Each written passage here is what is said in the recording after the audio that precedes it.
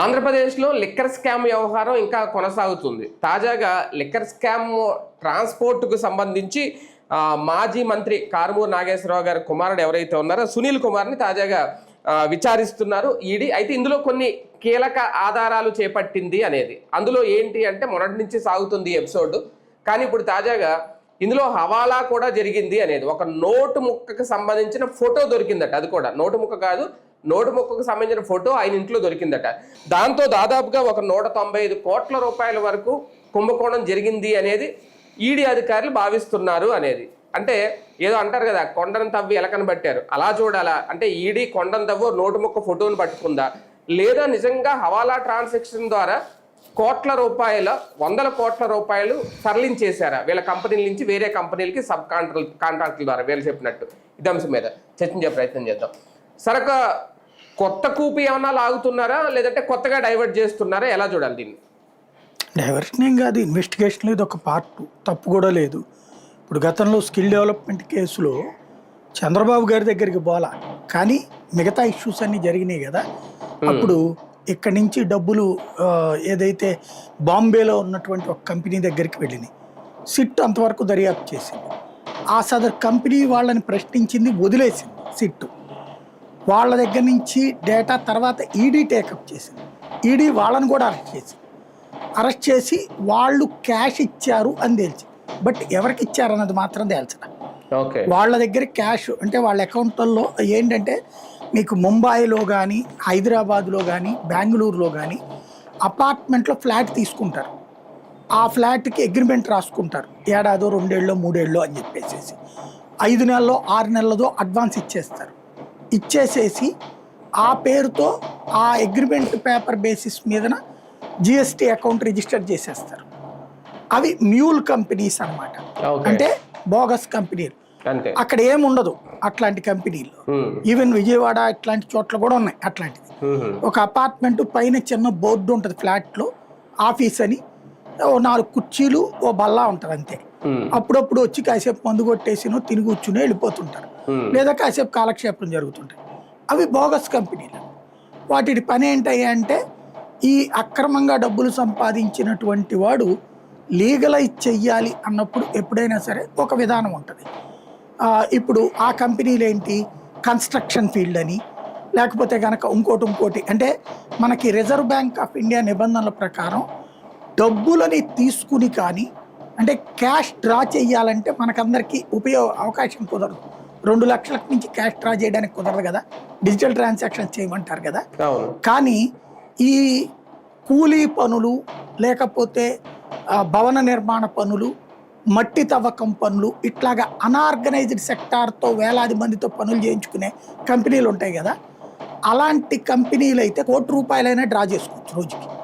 ఎందుకు? వాళ్ళు సదరు పబ్లిక్ ఆ కార్మికులకి అకౌంట్స్ ఉండవు కాబట్టి డబ్బులు ఇచ్చేయాలి, చేతికి ఇచ్చేయాలి క్యాష్. అలా డ్రా చేసుకునే కంపెనీలన్నీ కూడా ఈ మ్యూల్ కంపెనీస్ అంటుంటారు, ఎక్కువగా ఉండే 100కి 70-80% ఇట్లా కోట్ల రూపాయలు క్యాష్ డ్రా చేసే కంపెనీలన్నీ కూడా. వాటిని ఇప్పుడు రాజకీయ నాయకులు కూడా పెట్టేశారు. ఎలక్షన్లో డబ్బులు పంచాలంటే అట్లాంటి కంపెనీలు పెట్టి ఈ డబ్బులు దాంట్లోకి దాని నుంచి క్యాష్ డ్రా చేసేసి తర్వాత తీసుకెళ్లి దాచేసే ఇలాంటి సూట్ కేస్ కంపెనీలకి డబ్బులు మళ్ళించి అప్పుడు ఆ డబ్బులు ఎవరికి ఇచ్చారనేది వాళ్ళకి కూడా తెలియదు.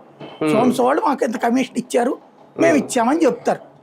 ఈ ఎవరైతే ఇచ్చారో వాళ్ళ మీద కేసు అప్పుడు కూడా జరిగింది. అదే స్కిల్ డెవలప్మెంట్ కేసులో ఏదైతే వీళ్ళు అదేదో వేరే దేశానికి సంబంధించిన కంపెనీ అని చెప్పి ఆ పేరు చెప్పి ఇక్కడే పెట్టారు కదా, జర్మనీ కంపెనీ అని చెప్పేసి సిమెన్స్ కంపెనీ అనేసి సిమెన్స్ ఇండియా అని ఇక్కడ ఒకటి రిజిస్టర్ చేసి దాంతో పెట్టి చేశారు కదా.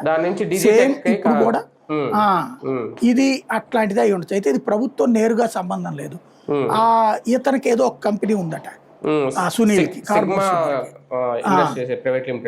ఆ కంపెనీ నుంచి డబ్బులు వేరే కంపెనీలకి మళ్ళించాడట.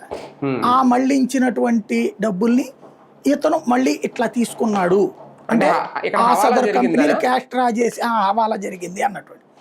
ఇప్పుడు ఆ టోకెన్ తో పాటుగా కట్ అయిన మొక్క, సినిమాలో చూపెట్టినట్టు కట్ అయిన మొక్క అన్నమాట, దానికి సంబంధించినటువంటి వ్యక్తుల్ని అడిగితే వాళ్ళు చెప్తారన్నట్టు.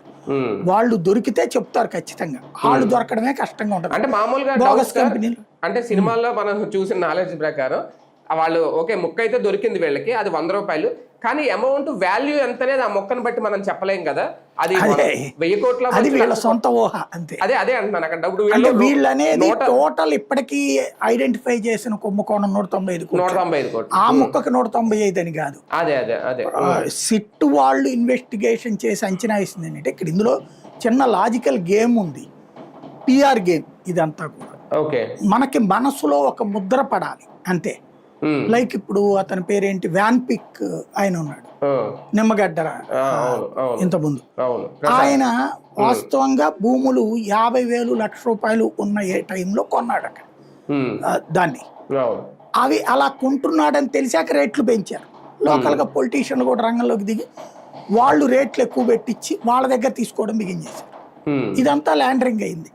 కానీ ఆ జగన్ అక్రమాస్తుల కేసులో అతని మీద ఇట్లాగే పెట్టారు. తర్వాత ఈడీ అతనేంటి సాక్షిలో డైరెక్ట్ గా పెట్టుబడులు పెట్టాడు కాబట్టి ఇదిగో ఇట్లాగా వాన్ పిక్ అనే దాంట్లో భూములు అతను డబ్బులు పెట్టి కొన్నాడు, ఫ్రీగా కాదు ఇచ్చింది. ప్రభుత్వం కూడా కొంత ఇస్తుంది మినిమం రేట్. ఇప్పుడు 99 పైసలకే ఇచ్చిన వాళ్ళది కుంభకోణం అంటామా? కాదంటారు వీళ్ళు, అది ప్రజల కోసం అంటారు. ఇక్కడ అట్లా అతని పరిశ్రమ పెట్టనివ్వాల. వాస్తవంగా అక్కడ ఒక షిప్ యార్డ్ కట్టి షిప్ యార్డ్ తో పాటుగా నడపాలన్నది ప్లానింగ్. అది రస్సాల్ ఖైమా అనేటటువంటి దేశంతో కుదుర్చుకున్న ఒప్పందం కిందన రస్సాల్ ఖైమా తరపున అతని ప్రతినిధి. ఆ విధంగా జరిగింది. అతని ఆస్తులు సీజ్ చేశారు. మొన్న అడ్వకేట్ అథారిటీ అని ఉంటుంది, అంటే ఈడీ సీజ్ చేసిన ఆస్తుల్ని మీదన మనం అప్పీల్ చేయొచ్చు ట్రిబ్యునల్ ముందు. అడ్వకేటింగ్ అథారిటీ ముందు అప్లై చేశాడు. అతను పెట్టుబడులు పెట్టింది ముందు, ఆ తర్వాత ఆ ప్రాజెక్ట్ జరిగింది. ముందు పెట్టుబడులు పెట్టినటువంటిది అది అవినీతి కిందకి ఎట్లొస్తుంది? మీరు అన్నట్టు పోనీ ముందు పని చేసి ఆ తర్వాత ప్రయోజనంలో నుంచి డబ్బులు పెట్టారు అన్నా కూడా అది లెక్క కాదు, సంస్థ అవుతుంది కదా అంటూ ఆ డబ్బులు రిలీజ్ చేసేయండి ఆయన సీజ్ చేసిన ఆస్తులు అని అడ్వకేటింగ్ అథారిటీ తీర్పిచ్చింది. ఇస్తే దాని మీద మళ్ళీ ఈడీ హైకోర్టుకు వెళ్ళింది. 9 పిటిషన్లు వేసింది. అవన్నీ వదిలిపెట్టడానికి వీల్లేదు, తుది తీర్పు వచ్చేదాకా అని చెప్పేసి తెలంగాణ హైకోర్టు మొన్ననే తీర్పిచ్చింది. మీ ఇష్టం వచ్చినట్టు అట్రిబ్యూట్ చేసేసుకుని మీ అట్రిబ్యూషన్కి అనుగుణంగా ఒక కేసు పెట్టేసేసి అవతల వ్యాపారాన్ని దెబ్బతీస్తానంటే ఎట్లాగా అని చెప్పేసి అడ్వకేటింగ్ అథారిటీ అడిగిన ప్రశ్నకి వాళ్ళు ఇచ్చిన తీర్పుకి విరుద్ధంగా ఇందులో నాకేం కనిపించలేదు, పోనీ మీరు కొత్త డాక్యుమెంట్ ఏమైనా ఉందని అడిగింది. కొత్తగా ఇది కాదు నిజమేనండి వాళ్ళు కరప్టేనండి అని ఏమన్నా ఆధారాలు ఉన్నాయా అని అడిగింది. వీళ్ళు చేతులు ఎత్తేసారు ఈడీ వాళ్ళు. కొత్త ఆధారాలు ఏమీ లేకుండా పాత వాదననే మీరు ఆల్రెడీ అడ్వకేటింగ్ అథారిటీ ముందు వాదనలు వినిపించేశారు కదా. వాళ్ళు చెప్పిన తీర్పు చాలా స్పష్టంగా ఉంది. పెట్టుబడి పెట్టింది ముందు, కొనుగోలు చేసింది తర్వాత కొనుగోలుకి ముందే కుంభకోణం చేశారంటే ఎట్లుంటది? ఆల్రెడీ సాక్షిలో పెట్టుబడులు పెట్టినటువంటి 20 మందిలో వాళ్ళు కూడా ఒకటి. అలా పెట్టద్దనే హక్కు ఎవరికి ఉంది? పోనీ అదేమన్నా మ్యూల్ కంపెనీనా? కాదు, ఆ షేర్లు రేట్లు కూడా పెరిగినాయి సాక్షిలో పెట్టి. అట్లాంటప్పుడు అది కుంభకోణం ఎట్లా అవుతుంది అని అడిగింది. ఆ పాయింట్ కరెక్టే కదా తీర్పు అని హైకోర్టు కూడా ఈడీ పెట్టిన కేసులు కొట్టేసింది. ఇప్పుడు వీళ్ళు ఇందులో చెప్పేది ఏంటంటే మామూలుగా ట్రాన్స్పోర్టేషన్ కాస్ట్ ఓ 30 రూపాయలు ఉంటుంది అనుకుంటే ఇక్కడ 50 రూపాయలు రాశారు, 70 రూపాయలు ఉంటుంది అనుకుంటే 100 రూపాయలు రాశారు. కాబట్టి ఇది అవినీతి అన్నటువంటి సిట్ చేసిన ఇన్వెస్టిగేషన్. అంటే ఇప్పుడు కారుమూరి సునీల్ లిక్కర్ స్కామ్ లో ట్రాన్స్పోర్టేషన్ కి సంబంధించి ఆయన కుంభకోణం చేశాడు అనేది, అంటే లిక్కర్ కుంభకోణం డైరెక్ట్ తో సంబంధం కాదు, ఓన్లీ ట్రాన్స్పోర్ట్. ఈ లిక్కర్ ట్రాన్స్పోర్టేషన్ ఇతను చేశాడు. ఈ ట్రాన్స్పోర్టేషన్ లో 10 రూపాయలు దాన్ని 30 రూపాయలు చూపెట్టాడు, అలాగే సంపాదించుకున్నాడు అని. అంటే ఆ సంపాదించుకున్న దాన్ని ఎలక్షన్ లో ఖర్చు పెట్టాడు అని. ఇక్కడ కూడా ఎలక్షన్ ఖర్చు పెట్టేశాడు ఈయన కూడా, మళ్ళీ అయిపోయింది ఇక్కడ. కాబట్టి అక్కడే వ్యవహారం తేడా వచ్చేసింది. సిఐడి వేసిన ఛార్జ్ షీట్ ఆధారంగా కట్టిన కేసు ఇది. కాబట్టి సిఐడిది కరెక్ట్ అయితే గనక స్కిల్ డెవలప్మెంట్ కరెక్ట్ అవ్వాలి, అప్పుడు పెట్టినటువంటి అమరావతి మీద కేసు కరెక్ట్ అవ్వాలి. అట్లాగే ఇది కూడా ఈడీలు ఏం చేస్తున్నారంటే ప్రభుత్వాలు ఒత్తిడి చేసినప్పుడు వాళ్ళు సిఐడి ఏం కేసు పెడుతున్నారో అదే కేసుని వాళ్ళు ఎఫ్ఐఆర్గా కడుతున్నారు. ఉమ్, వాళ్ళది ఈఎఫ్ఐఆర్ ఏదో అంటారు, ఈసీఐఆర్ ఏదో అంటారు, ఉమ్, ఉమ్, ఉమ్, ఆ పేరుతో పెడతారు వాళ్ళు. ఉమ్, దాన్ని తర్వాత వాళ్ళకి కొంత డాక్యుమెంటరీ ఎవిడెన్స్ ఉంటుంది. ఇప్పుడు వీళ్ళు చెప్పినట్టు ఫోన్ని ట్రాక్ చేసినప్పుడు ఫోన్లో ఇది వీళ్ళు ఆ సదరు వ్యక్తిని అడుగుతారు. ఆ సదరు వ్యక్తి డబ్బులు ఇచ్చాడని చెప్తే గనక వీళ్ళు ఇరుక్కుంటారు. ఉమ్, డబ్బులు ఇచ్చామని చెప్తే అవును. మాకు సంబంధం లేదండి అన్నారు అనుకోండి, వాళ్ళని కొట్టి తిట్టి విచారించే అధికారాలు ఈడీకి ఉండదు. ఓకే. డాక్యుమెంటల్ ఎవిడెన్సే. ఎవడైతే ఎవడి దగ్గర అయితే ఈ నోటు అని వీళ్ళు చెప్తున్నారు, నెంబరు అయితే పెట్టాడని, ఉమ్, ఆ పర్సన్కి సంబంధించిన ఆర్థిక లావాదేవీలు చూస్తారు. అతని బ్యాంక్ అకౌంట్, అతనికి తోడున్నటువంటి డైరెక్టర్ల బ్యాంక్ అకౌంట్, ఉమ్, వాటిట్లోకి ఏమైనా డబ్బులు పడ్డాయి ఇట్లాంటివి చూస్తారు. ఓకే. పడ్డాయి అనుకోండి, ఆ అంటే ఆ విధంగా కరప్షన్ జరిగిందని లెక్క తేలుస్తారు. ఉమ్, లేదు అంటే గనక కేసు అక్కడ ఆగుతుంది. సార్ అయితే ఈ లోపుగానే ఈ పాయింట్ ని ముందుకు తీసుకొచ్చారు అనమాట. ఓకే సార్, ఇదే కేసులో ఓకే ఇది ట్రాన్స్పోర్ట్, కానీ లిక్కర్ కేసులో చెవిరెడ్డి భాస్కర్ రెడ్డికి సంబంధించి కానీ ఇంకొకరికి సంబంధించి కానీ ఇదే ఈడీ చెప్పింది గతంలో వీళ్ళు కూడా ఇలా కార్లో డబ్బులు తీసుకొచ్చారు, వాటిని కూడా ఎలక్షన్ ఖర్చు పెట్టేశారు. ఇప్పుడు ఈయన కూడా కార్లో అదే హవాలా ద్వారా డబ్బులు చేశారు, అది కూడా ఎలక్షన్లో ఖర్చు పెట్టేశారు. అంటే దేనికి ఆధారం దొరకట్లేదా, లేదంటే ఆధారాలు లేవు కాకపోతే ట్రాన్సాక్షన్ అయితే జరిగింది, కుంభకోణం అయితే జరిగింది అని చెప్పే ప్రయత్నం సిఐడి కానీ ఈడీ కానీ చేస్తుందా? అంటే ఇక్కడ సమస్య ఏంటంటే ఈడీ స్పెషల్ ఇన్వెస్టిగేషన్ అన్నటువంటిది దీన్ని ఫర్దర్ చేస్తుంది, కానీ మూలాల దగ్గర ఫెయిల్ అవుతుంది. అది మేబీ ప్రభుత్వాల ఒత్తిడికి కానీ లేదంటే గనక కోర్టులకి వెళ్తే ద్వారా ఆదేశాలతో కానీ జరుగుతాయి. ఆ మూలాలు తీసి చూపించడానికి కదా సార్, అదే సంబంధించి చేయడానికే కదా ఎన్ఫోర్స్మెంట్ డైరెక్టరేట్ వస్తుంది. అంటే గతంలో అయ్యి ఒకప్పుడు, ఇప్పుడు జగన్ ఎట్లా అయిపోయిందంటే నేను అనేది అదే, గతంలో జరిగేటటువంటిది కోర్టు ఆదేశాలతో జరిగేది. అవును, ఇప్పుడు ప్రభుత్వాలలో ఒత్తిడితో కూడా జరుగుతున్నాయి ఈడీ విచారణ.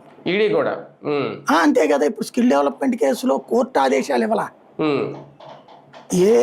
ఇక్కడ సిట్టు చేసిన దర్యాప్తు ఆధారంగా ఈడీ వచ్చింది అప్పుడు.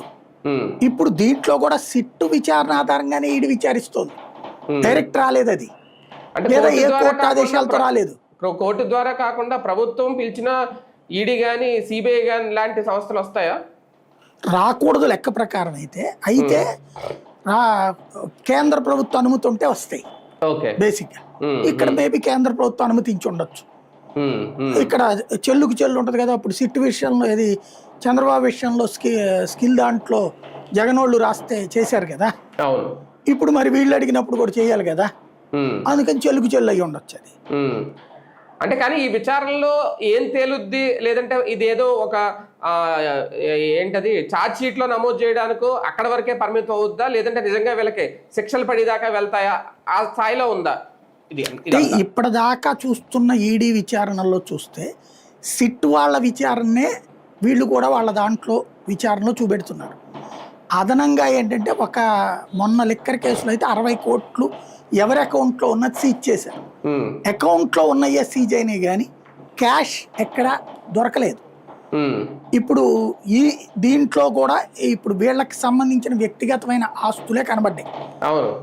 ఇవి ఇప్పుడు రాజకేశ్ రెడ్డి దగ్గర 11 కోట్లు ఉన్నాయని ఏదో పట్టుకున్నారు, అది ఏమైందని తేలలేదు కదా. అది లిక్కర్ కాదు కదా, సిట్ వాళ్ళు చేశారు. అవును, అదే ఇదే కేసు కదా. ఇదే కేసు లెక్క ప్రకారం అయితే ఆ క్యాష్ ఈడీ వాడికి ఇవ్వాలి. వీళ్ళు తెలివిగా బ్యాంకులో కలిపేశారు. అక్కడ తేడా వచ్చింది. ఇప్పుడు ఇందులో విచారణ జరగాలని కోరుకుందాం, ఎందుకంటే జరిగితేనే క్లారిటీ వస్తుంది. ఇప్పుడు దీంట్లో లిక్కర్ దాంట్లో వీటిట్లలో అవతవకలు జరగకుండా ఉండవు. కానీ వీళ్ళు చెప్పినట్టు 3 లక్షల కోట్ల 4 లక్షల కోట్ల లేకపోతే ఇప్పుడు 10 కోట్ల 15 కోట్ల అనేది తేలుతుంది కదా ఫ్యూచర్ లో. అంటే హవాలా ద్వారా ట్రాన్సాక్షన్ చేసుకుని ఆస్తులు అయితే కూడబెట్టుకున్నారు సునీల్ కుమార్ అనేది ఇప్పుడు ఫైనల్ గా తేల్చినట్టేనా ఈడీ? రేపొద్దున అదే ఛార్జ్ షీట్ లో పెడతారా? ఈడీ తేల్చలేదు, ఈడీ తేల్చిందని ఈనాడు తేల్చింది. ఈడీ రేపు ఛార్జ్ షీట్ లో ఇప్పుడు ఇతని దగ్గర నుంచి హవాలా అని ఏదైతే చెప్తున్నారు, వీళ్ళకి ఏంటంటే ఈడీలో ఉన్నటువంటి వాళ్ళతో మంచి కాంటాక్ట్స్ ఉన్నాయి. గతంలో కూడా ఈడీ సిబిఐ విచారణ జరిగినప్పుడు జగన్ కేసుల్లో డీటెయిల్డ్గా రిపోర్ట్ వీళ్ళు రాసేవాళ్ళు కదా, వీళ్ళు రాసిన తర్వాత అదే జరుగుతుండేది కదా. కాబట్టి ఇప్పుడు కూడా అలాగే జరుగుతుండొచ్చు. ఏంటని అంటే మనుషులు ఉంటారు అందులో. ఇక్కడ వచ్చే డౌట్ ఏంటంటే సార్, ఈడీ గనక నిజంగా నిర్ధారిస్తే ఈ ఆస్తులు అలాగే వచ్చినాయి, రేపు పొద్దున్న ఇవన్నీ అటాచ్ చేస్తారా? వాళ్ళు దీని ద్వారా సంపాదించుకున్న, ఇంకో రకంగా సంపాదించుకున్న ఆ ఆస్తులు ఇవే అంటే సునీల్ కుమార్ ఆస్తులన్నీ అటాచ్ అవుతాయా? చేస్తారు ఖచ్చితంగా. అయితే దీంతో సంపాదించింది అయితేనే చేస్తారు. అంటే అది ఎలా ఈ నిర్ధారిస్తారని? అంటే ఈ ట్రాన్స్పోర్ట్ బిగిన్ చేశాక ఉమ్, ఇతనేమైనా ఆస్తులు కొనుంటే ఉమ్, దాన్ని సీజ్ చేస్తారు. ఓకే. అప్పుడు అతను ఇందులో నుంచి కాదు, నాకు ఇదిగో సో వ్యాపారం నుంచి సంపాదన వచ్చిందని చూపెడతాడు కూడా. బేసిక్గా ఉమ్, చూపెట్టినప్పుడు దాన్ని యాక్సెప్ట్ చేయకుండా వీళ్ళు కేసు పెట్టేస్తారు. ఉమ్, పెట్టాక మళ్ళీ ఎడ్యుకేటింగ్ అథారిటీకి వెళ్ళి దాన్ని విడిపించుకుంటారు. ఇది సహజంగా జరిగే పరిణామం. కానీ ఒకటిసారి ఈ కేసులో అంటే సునీల్ అరెస్ట్ అనేది చాలా సైలెంట్ గా జరిగిపోయింది. అది పెద్దగా ఓకే, మధ్యలో అదే టైంలో వేరే వేరే ఇష్యూస్ రావడం, పవన్ కళ్యాణ్ గారితో ఇంకోటి రావడం వల్ల ఇది పెద్దగా ప్రజలు ఎవరు పట్టించుకోలేదు. ఈ కేసులో ఇలా సైలెంట్ అరెస్టులు జరగబోతున్నాయా? ఉండొచ్చును. అంటే మాక్సిమం ఈ సునీలు రేపు కార్మూర్ నాగేశ్వరరావుని కూడా అరెస్ట్ చేస్తారనుకుంటా. ఆయన కూడా విచారణకు పిలిచారు. అవును. అది అయ్యాక ఇంకెవరన్నా వీళ్ళకి కోపం ఉండుంటే వాళ్ళ పేర్లు వీళ్ళు చెప్పారా నేను, లేదా సిట్టు తదుపరి దర్యాప్తు. ఇప్పుడు సిట్కి సంబంధించిన అధికారి ప్రస్తుతం ఆ కేసు హడావిడిలో ఉన్నారు. ఆయన ఈ లాకప్ డెత్ కేసు హడావిడిలో. ఆ హడావిడి తగ్గితే ఇంకొకళ్ళకి సంబంధించి మళ్ళీ లాక్కు రావడానికి వీలవుతుంది. ఆయన ఆ పనిలో ఉన్నారు కాబట్టి కొంత డౌన్ ప్లే అయ్యి. మన కూడా కొద్ది రోజుల క్రితం ఇదే ఈనాడు రాసింది ఏంటంటే జగన్మోహన్ రెడ్డి గారికి ఈ కేసులో నోటీసులు ఇవ్వబోతోంది ఈడీ, ఇంక ఈ కేసును త్వరితగతిన క్లోజ్ చేయాలని చూస్తున్నారు అనేది. అలా అన్న తర్వాత ట్విస్ట్ ఏంటంటే ఇందులో ఈ అరెస్ట్ చేయడం అంటే ఇంకా అంటే ఆ కేసు వేరు, ఈ కేసు వేరు. వీళ్ళ రాసింది ఏంటంటే దాంట్లో లిక్కర్ కేసులో, అవును, ఆ లిక్కర్ కేసులో వేరు, ఇది మళ్ళీ వేరు. ఇది సపరేట్ కేసు కట్టారు. ఇది ట్రాన్స్పోర్టేషన్ సపరేట్ కేసుగా కట్టారు, ఫాలో అప్ కేసు కింద కట్టారు. కాబట్టి ఆ కేసు వేరు, ఈ కేసు వేరు. దాంట్లో నోటీస్ ఇంకా అందలేదు. మరి ఏమన్నా వీళ్ళు చెప్పారు కాబట్టి వాళ్ళు ఇవ్వడము, లేదా వాళ్ళు ఇవ్వబోతున్నారు కాబట్టి వీళ్ళు చెప్పారు, కొన్ని రోజుల్లో తెలుస్తుంది బయటికి. అయితే ఇంకా ఇంకొక అరెస్ట్ అయితే చూడబోతామేమో దీనికి సంబంధించి, చూడాలి. రైట్ చూద్దాం. మొత్తానికి ఈడీ అయితే సీరియస్ గా వెళ్తుందని అనుకోవాలి. నిజంగా లిక్కర్ ట్రాన్స్పోర్ట్ కి సంబంధించి హవాలా ట్రాన్సాక్షన్ జరిగాయా, కార్మూర్ సునీల్ కుమార్ గారు అలాగే ఆస్తులు కూడా పెట్టుకున్నారని అదొకటి, అవి ఎలక్షన్ ఖర్చు పెట్టేశారని కూడా వీళ్ళే చెప్తున్నారు. మరి ఏది నిజం, ఏం జరగబోతోంది? నాగేశ్వరరావు గారిని కూడా అదుపులోకి తీసుకుంటారా, పిలుస్తారా, అరెస్ట్ చేస్తారా, ఏం జరుగుతుంది చూద్దాం.